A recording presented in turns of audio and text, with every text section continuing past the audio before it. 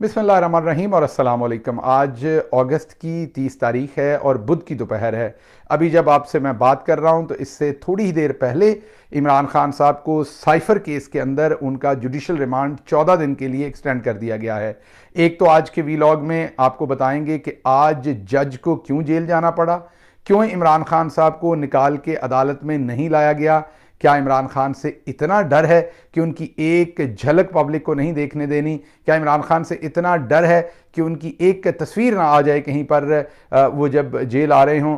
और जो उसके ऊपर एक एक्सक्यूज़ यूज़ किया गया है वो ये यूज़ किया गया है कि इमरान खान को सिक्योरिटी का थ्रेट है, प्रॉब्लम है। जब इमरान खान कहते थे मुझे सिक्योरिटी का प्रॉब्लम है, थ्रेट है, तो मजाक उड़ाया जाता था। आज इमरान खान को जेल के अंदर रखने के लिए सिक्योरिटी का थ्रेट बताया जा रहा है। बहरहाल जेल के अंदर आज क्या हुआ, कौन वकला गए, किसको जाने दिया, किसको नहीं जाने दिया, अंदर क्या कार्रवाई हुई, ये आपके सामने रखेंगे। ये भी बताएंगे कि जुडिशल रिमांड और जिस्मानी रिमांड, फिजिकल रिमांड जो होता है, इन जुडिशल और फिजिकल रिमांड में क्या फ़र्क होता है, ये दोनों चीज़ें रखेंगे। अब वो जुडिशल रिमांड पे हैं तो क्या उनकी ज़मानत दायर हो सकती है कि नहीं, हो गई है कि नहीं, ये भी आपके सामने रखेंगे। ज़मानत का क्या नतीजा आ सकता है, ये भी आपके सामने रखेंगे। और इसके साथ साथ ये भी रखेंगे कि ये जो केस है पूरे का पूरा साइफर का, ये आने वाले दिनों में इसमें क्या होने जा रहा है, ये किस तरीके से पाकिस्तान के पूरे सिस्टम को एक्सपोज करने वाला है। ये बेसिकली जो ये झूठा केस इमरान खान पे बना रहे हैं, उन्होंने असल में अपने लिए मजीद जो है वो मुसीबत लिख ली है इस केस को रख के।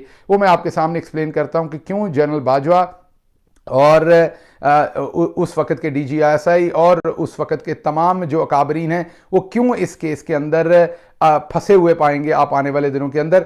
अमेरिका का भी पॉइंट ऑफ व्यू इसमें देंगे कि क्यों अमेरिका के अंदर इस चीज़ के ऊपर बड़ा इज़्तिराब है और अमेरिका के लिए क्यों एक बहुत बड़ा डिज़ास्टर है ये जो साइफर केस है। अमेरिका को क्या परेशानियां हैं इस केस के साथ, अमेरिका कैसे रिएक्ट करने जा रहा है, या अमेरिका के अंदर क्या होने जा रहा है वहां के साइफर केस के साथ, ये तमाम चीज़ें आज आपके सामने रखेंगे। सबसे पहले तो हम शुरू करते हैं आज, क्योंकि 14 दिन का रिमांड दिया गया। दो तरह के रिमांड होते हैं, एक फिजिकल रिमांड होता है और एक जुडिशल रिमांड होता है। फिजिकल रिमांड तब दिया जाता है जब पुलिस ने किसी से इन्वेस्टिगेट करना हो, वो अदालत के सामने जाती है, जब मुलजिम को पकड़ा जाता है, कहती है कि हमने इससे तफ्तीश करनी है, हमने इससे कोई एविडेंस बरामद करनी है। अगर जुर्म किया, जैसे कत्ल हुआ है तो उसका हथियार है जो इस्तेमाल हुआ कत्ल करने में, या कोई फ्रॉड हुआ तो उसमें डॉक्यूमेंटेशन है, कोई भी चीज़ है हमने वो इससे बरामद करनी है। इसलिए इस शख्स के जिस्म को, इसीलिए उसे जिस्मानी रिमांड या फिजिकल रिमांड कहा जाता है, उसको हमारे हवाले किया जाए, कस्टडी में रहे पुलिस की और पुलिस उससे तफ्तीश करे। पाकिस्तान में तो अनफॉर्चुनेटली तशद्दुद किया जाता है उस रिमांड के अंदर। वैसे तशद्दुद की कानून में कोई इजाज़त नहीं है, पर पुलिस उससे तफ्तीश करे और फिर वो चीज़ें जब पुलिस रिकवर कर ले, तफ्तीश मुकम्मल कर ले, ज़्यादा से ज़्यादा 14 दिन का टाइम दिया जाता है जिस्मानी रिमांड का। पाकिस्तान के अंदर जो फौजदारी केसेस होते हैं, क्रिमिनल नेचर के जो केसेस होते हैं, तो इसलिए जो जिस्मानी रिमांड है वो बेसिकली पुलिस को दिया जाता है, आपकी कस्टडी पुलिस को हैंड ओवर की जाती है। और जब जिस्मानी रिमांड दिया गया हो तो जब तक जिस्मानी रिमांड का फैसला कायम रहता है तब तक आपकी जमानत दायर नहीं हो सकती, आपकी जो पिटीशन है वो नहीं सुनी जा सकती। जब खत्म होता है उसके बाद आपकी जमानत दायर हो सकती है।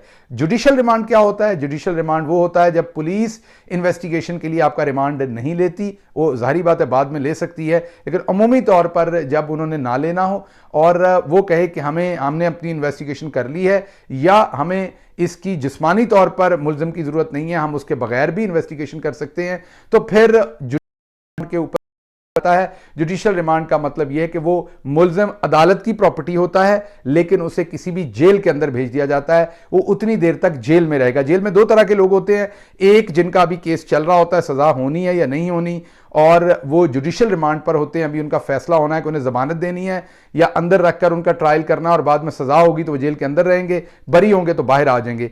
ऐसे तमाम कैदी जो जेल के अंदर होते हैं वो जुडिशल रिमांड पर होते हैं, आर्जी तौर पर होते हैं, अदालत की प्रॉपर्टी होते हैं, वो आर्जी तौर पर जेल के अंदर होते हैं। फिर दूसरी कैटेगरी जेल के अंदर उन मुल्जमान की होती है, मुजरमान की होती है, क्योंकि उनको सजा हो चुकी होती है, कन्विक्ट हो चुके होते हैं, वो अपनी सजा पूरी काट रहे होते हैं। दूसरी कैटेगरी में वो मुल्जमान जो हैं वो जेल जेल के अंदर होते हैं। तो ये दो कैटेगरीज होती हैं। बहरहाल इमरान खान साहब को पहले भी जुडिशल रिमांड पर रखा गया और अभी भी जुडिशल रिमांड के ऊपर उन्हें भेज दिया गया। मीन पुलिस ने इन्वेस्टिगेशन के लिए उन्हें फिजिकली अपनी तहवील में लेने के लिए एफआईए ने नहीं कहा, बल्कि उन्हें जेल के अंदर ही मजीद एक्सटेंड कर दिया गया, 14 दिन उनका स्टे।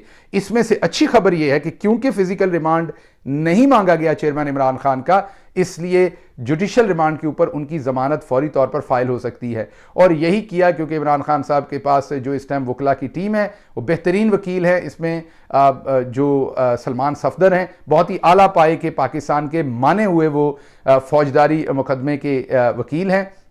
उनका बहुत ज़्यादा काम है और स्पेशली इस पूरी जो 1.5-2 साल की पूरी एक मैं ये कहूँगा लॉलेसनेस है जिसमें मुझसे काम शुरू हुआ था। मेरी भी ज़मानत के केस में हाई कोर्ट में जस्टिस अतर मुल्ला साहब के सामने वही पेश हुए थे, उनके साथ बुरहान मौज़म साहब थे और पनसोता साहब थे, जो पेश अहमद पनसोता हुए थे। 3 वकील मेरी तरफ से पेश हुए थे और सलमान सफदर साहब ने वहाँ भी आर्गू किया था। फिर इमरान खान साहब के भी मुतअद्दिद जो केसेस थे उनमें सलमान सफदर ने ही उनके फौजदारी केसेस की पैरवी की है। बेहतरीन वकील हैं, प्रोफेशनल वकील हैं, सियासत से उनका कोई लेना देना नहीं, सर फेंक के नीचे अपना काम करते हैं, मेहनत करते हैं, अपने क्लाइंट का बेहतरीन मुकदमा पेश करने की कोशिश करते हैं। बहरहाल सलमान सफदर साहब ने आज वहाँ भी बेहतरीन मूव की है। उन्होंने बजाय इसके कि वो देखते क्या हो रहा है, उन्हें पता है ये शैम सारा फ्रॉड का पूरा जो है वो ट्रायल हो रहा है। इमरान खान को जेल से बाहर लेके आना था, सारी बात है। जेल से बाहर लाते तो अवाम ने इमरान खान को देखना था, तस्वीरें बननी थी,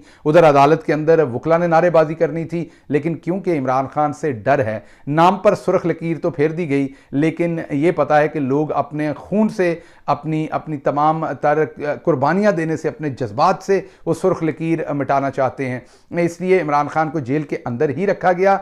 ये बात जहन में रखिएगा कि पाकिस्तान तहरीक इंसाफ या पाकिस्तान की आवाम पुरअमन है। जब मैं कहता हूँ खून से मिटाना चाहते हैं तो किसी की जान लेके नहीं, बल्कि अपनी जान देकर, अपना खून देकर। और अभी तक जिले शाह ने भी अपना खून दिया है, अरशद शरीफ ने भी अपना खून दिया है, फैसल हमारे कारकुन ने भी अपना खून दिया है, बहुत सारे लोगों ने अपना खून दिया इस तहरीक में। तो इमरान खान के नाम के ऊपर से वो ये जो लाल लकीर है ये हटाना चाहते हैं। तो इमरान खान की मकबूलियत से इतना ज़्यादा खतरा है, इतना ज़्यादा आप ये कहें कि पैनिक अटैक है कि आज जज को ही जेल भेज दिया, बजाय इसके कि इमरान खान को जेल से बाहर लाते। जज को बेचारे को कहा कि आप जेल के अंदर जाएं और ये जो फ्रॉड किस्म का ट्रायल है, शैम ट्रायल है, ये जेल के अंदर ही करें। और वही हुआ, इमरान खान साहब को लाया गया, कोई कार्रवाई नहीं हुई, वहाँ उनको लाया गया और कहा गया जी कि ठीक है, आपको देख लिया हमने, 14 दिन के लिए एक्सटेंड कर दिया। लेकिन सलमान सफदर ने बेहतरीन मूव की है। उन्होंने इमरान खान की फौरी तरीके तौर पर जस्टिस अबुल हसनात जो हैं उनके सामने जो उनकी ज़मानत है वो अप्लाई कर दी। अब आप कहेंगे कि ये जज साहब जो जेल के अंदर गए, इनके सामने ज़मानत क्यों दायर की है? इन्होंने तो, ये तो दूसरे जज दिलावर होंगे, इन्होंने तो ज़मानत देनी नहीं, इनको तो लगाया ही इमरान खान को झूठे सच्चे तरीके से सज़ा देने की है। तो उसका जवाब ये है कि कानून के अंदर फोरम्स हैं डिफरेंट। सबसे पहले इसी अदालत के अंदर ज़मानत दायर करनी पड़ेगी। अगर आप हाई कोर्ट जाएंगे तो वो वापस इधर ही भेजेंगे। ये जब ज़मानत रिजेक्ट कर देंगे, जो कि इन्होंने मेरे ख्याल में करनी है, ये कभी ज़मानत नहीं देंगे इमरान खान को, क्योंकि ये दूसरे जज दिलावर हैं। और ये जब इमरान खान की ज़मानत रिजेक्ट करेंगे तो फिर वो हाई कोर्ट में जाएगी, फिर जस्टिस आमिर फारूक साहब आगे सामने होंगे, फिर देखते हैं वहाँ क्या होगा, और फिर वहाँ से वो सुप्रीम कोर्ट जाएगी। तो उम्मीद है कि हाई कोर्ट में इसकी उनको ज़मानत मिल जाएगी। हाई कोर्ट में ना मिली तो सुप्रीम कोर्ट में ज़रूर इस केस में इमरान खान को ज़मानत मिलेगी। तो आज की अच्छी खबर यह है कि फिजिकल रिमांड उनका नहीं लिया गया, जिसका खतरा था। फिजिकल रिमांड 14 दिन तक लिया जा सकता था। अगर 14 दिन तक फिजिकल रिमांड लिया जाता तो उनकी बेल अप्लाई नहीं हो सकती थी। क्योंकि जुडिशियल रिमांड लिया गया, मीन उन्हें सिर्फ जेल में रखा जा रहा है, बगैर उनकी बॉडी पुलिस को हवाले किए हुए, उनका जिस्म पुलिस को हवाले किए हुए, क्योंकि उन्होंने एफआईए ने कोई इन्वेस्टिगेशन के लिए नहीं रिक्वायर किया उन्हें। तो अब उनकी ज़मानत फौरी तौर पर अप्लाई हो सकती थी। और सलमान सफदर ने, नईम पंजोता ने, इंतज़ार पंजोता ने और उनके साथ अली बुटर, ये पूरी टीम थी इमरान खान साहब की आज वकला की, उन्होंने 1 मिनट ज़ाया नहीं किया और फौरी तौर पर जो है वो बेल, जो ज़मानत की दरख्वास्त है वो अप्लाई कर दी। जाहिर बात है वो इन्होंने रिजेक्ट ही करनी है जज साहब ने, लेकिन कम अज़ कम टाइम बचेगा। और 2 सितंबर को ये बेल की एप्लीकेशन लगी है, वो बेल एप्लीकेशन ये बाहर ही सुने कि जेल में नहीं जाएंगे, क्योंकि ज़मानत की दरख्वास्त के वक्त जो मुलजिम होता है, डिफेंडर होता है, उसका अदालत के अंदर होना ज़रूरी नहीं होता। वकला सिर्फ वहाँ पर आर्गू करके ज़मानत की दरख्वास्त के ऊपर बातचीत कर सकते हैं। तो वो जेल के अंदर कार्रवाई नहीं होगी। 2 सितंबर को वो अदालत के अंदर यही जज साहब जो हैं, जो सीक्रेट्स एक्ट के अदालत के स्पेशल खसूसी अदालत के जज बनाए गए हैं। आपको पता है कि ये याद होगा आपको, ये वही कानून है, उसी कानून के अंदर ये अदालत बनाई गई है जिसमें सदर ममलकत के साथ फ्रॉड किया गया, उनके सिग्नेचर्स के बगैर ये कानून बनाया गया। फिर उस कानून के नीचे ये अदालत बनाई गई और उस अदालत के नीचे इमरान खान साहब को ट्राई किया जा रहा है, शाह महमूद कुरैशी साहब को ट्राई किया जा रहा है, असद उमर साहब को ट्राई किया जा रहा है, और इसमें आजम खान को भी इन्वॉल्व किया जाएगा। तो बुनियादी तौर पर आपको बताने की ज़रूरत यह है कि ये तमाम जो मामला है वो बेसिकली है ही झूठा। वो पंजाबी कहते हैं झूठो झूठ चताली। सो ये तमाम का तमाम मामला मुद्दा ही झूठ है, क्योंकि ये फ्रॉड से काम शुरू हुआ। जिसने फ्रॉड के बतन से जो है वो जन्म लिया है, उस सारे प्रोसेस को आप फ्रॉड कहेंगे या क्या कहेंगे वो मैं आप पे छोड़ता हूँ। मीन सदर पाकिस्तान को जो है जाली तरीके से इसको बगैर उनके सिग्नेचर से कानून बना दिया गया, उस कानून के अंदर अदालत बना दी गई, अदालत के अंदर इमरान खान को ट्राई किया जा रहा है। तो एक तो आपको ये समझ आनी चाहिए कि अच्छी डेवलपमेंट हुई है। रखना तो इन्होंने जेल में ही था, हमें पता था, लेकिन अच्छी डेवलपमेंट ये हुई है कि जुडिशियल रिमांड हुआ और अब जो है वो बेल अप्लाई हो जाएगी। अब इसके दूसरे कॉन्टेक्स्ट पे बात करते हैं। जो फौजदारी मुकदमात होते हैं, क्रिमिनल केसेस होते हैं, उसमें जो डिफेंडेंट होता है उसके बहुत राइट्स होते हैं और वो कन्विक्ट करने के लिए आपको अदालत के अंदर एब्सोल्यूट साबित करना पड़ता है, अगर सही ट्रायल हो, कि किस तरीके से उसने ये जुर्म किया।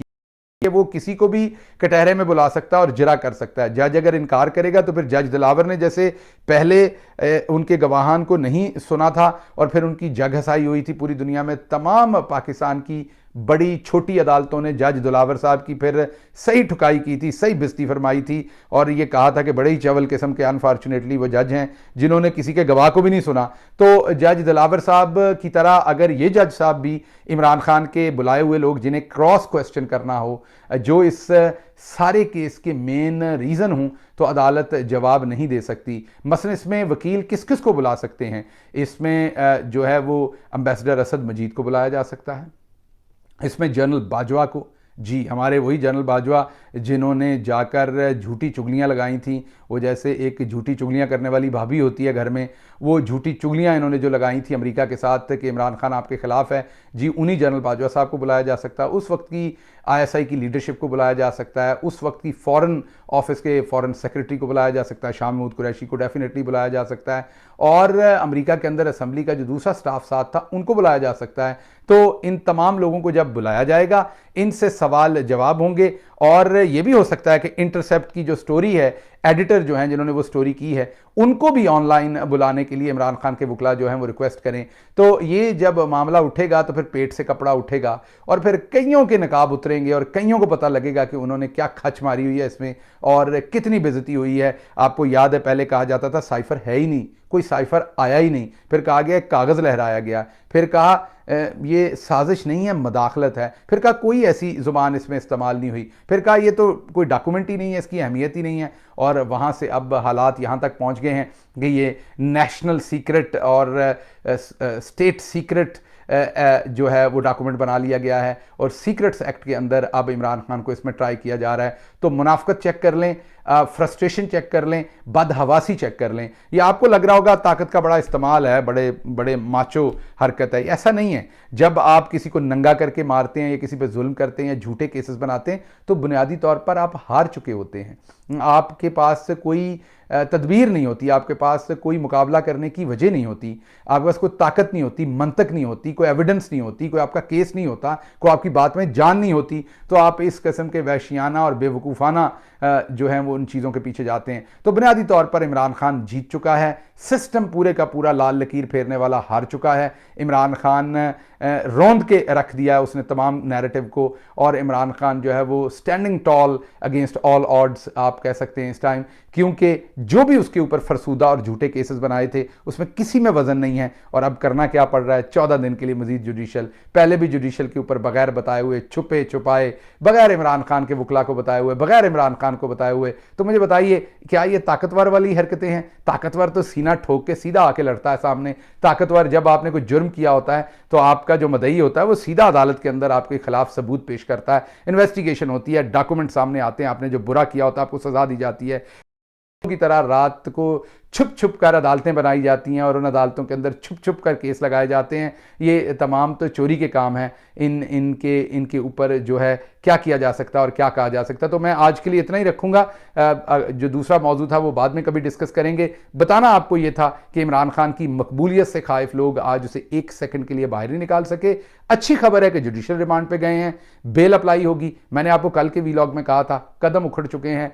जाहिर बात है, हमारे लिए परेशानी की बात है कि इमरान खान जेल के अंदर है, बदतरीन हालात के अंदर हैं, सुकून नहीं है किसी भी पाकिस्तानी को।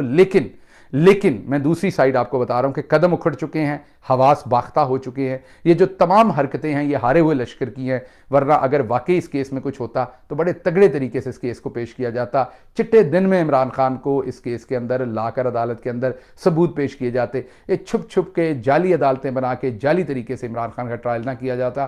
तो मेरे लिए तो खुशी की बात यह है उस केस में से ख़त्म हो गई है। जो दूसरा केस था तोशा खाना वाला, इस केस में इंशाल्लाह ज़मानत हो जाएगी। रह गया उसके बाद एक ही जो सांप निकालना अलकादर ट्रस्ट वाला, उसमें कुछ है नहीं। तो कदम उखड़ रहे हैं, रिट्रीवल हो रहा है, मामलात आगे बढ़ रहे हैं। इंतज़ार कीजिए, इंशाल्लाह पाकिस्तान में इलेक्शन का किसी वक्त भी बुगल बजेगा।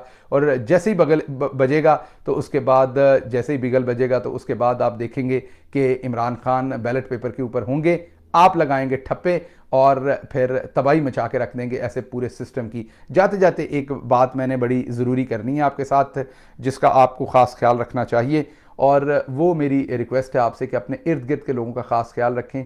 जो आपके इर्द गिर्द लोग हैं, गरीब हैं, नादार हैं, जो अपने बिजली के बिल नहीं दे सकते, अखराजात पूरे नहीं कर सकते, बराए मेहरबानी उनका ख्याल रखें। अल्लाह मियाँ आपको इसका अजर देगा। मुश्किल हालात हैं लोगों के ऊपर, इन्फ्लेशन बहुत है, ठीक है, हम इन पर तनकीद करते हैं, ये सारी बातें चलती रहेंगी, लेकिन बहरहाल अपने इर्द गिर्द के लोगों को बचाना तो है ना। लोग खुदकुशियाँ कर रहे हैं, बुरे हाल हैं। मेहरबानी करके अपने इर्द गिर्द जो भी आपसे बन पड़े वो उनकी मदद कीजिए। अल्लाह आपका हामी नासिर हो। पाकिस्तान जिंदाबाद।